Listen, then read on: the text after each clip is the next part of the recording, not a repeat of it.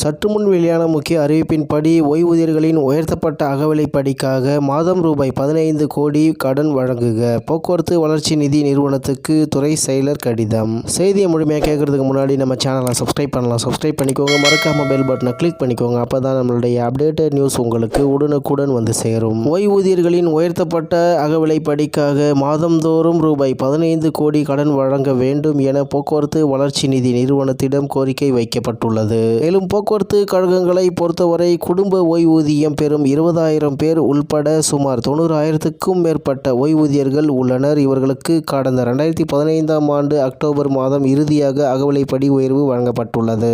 அதன் பிறகு ஒவ்வொரு முறை அரசு ஊழியர்களுக்கு அகவிலைப்படி உயர்த்தி அளிக்கும் போதும் ஓய்வூதியர்களுக்கு அந்த பலன் கிடைப்பதில்லை. இது தொடர்பாக பல்வேறு கட்ட போராட்டங்களை ஓய்வூதியர்கள் முன்னெடுத்து வந்தனர். இந்நிலையில் அண்மையில் நீதிமன்றத்தில் குறிப்பிட்ட சதவீத அகவிலைப்படி உயர்வு வழங்க அரசு ஒப்புதல் அளித்தது.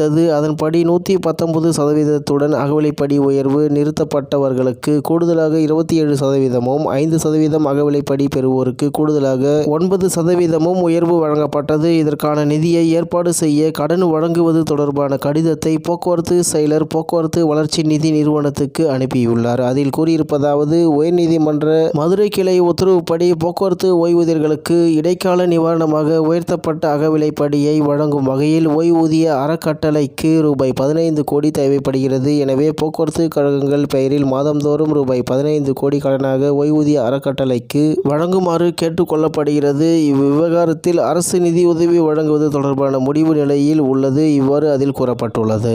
மேலும் இதற்கிடையே போக்குவரத்து கழகங்களில் ஓய்வு பெறுவோருக்கு ஓய்வு பெறும் நாளில் சுமார் ரூபாய் 35 லட்சம் அளவிலான பணப்பலன் வழங்கப்படுவதில்லை. இதை கண்டித்து ஓய்வு பெறும் நாளன்று போராட்டம் நடத்த ஓய்வூதியர்கள் முடிவு செய்துள்ளனர். குறிப்பாக கடந்த 28ஆம் தேதி சென்னை வடபழனி பணிமனையில் ஓய்வு பெற்ற ஓட்டுநர் அசோகன் குடும்பத்துடன் பணிமனை வாயிலில் அமர்ந்து தர்ணா நடத்தினார். இதன் தொடர்ச்சியாக பணப்பலன் வழங்கும் வரை மாதந்தோறும் ஓய்வு பெறும் நாளில் போராட்டம் நடைபெறும் என ஓய்வூதியர்கள் வேதனையுடன் தெரிவித்தனர் என்று தகவல் வெளியாகியுள்ளது என்பது குறிப்பிடத்தக்கது. இத்துடன் இன்றைய முக்கிய செய்தி நிறைவு பெறுகிறது. மேலும் இதுபோன்ற செய்திகளை உடனுக்குடன் தெரிந்து கொள்ள ஆர்கே நியூஸ் தமிழ்நாடு சேனலுடன் இணைந்திருங்கள். நன்றி, வணக்கம்.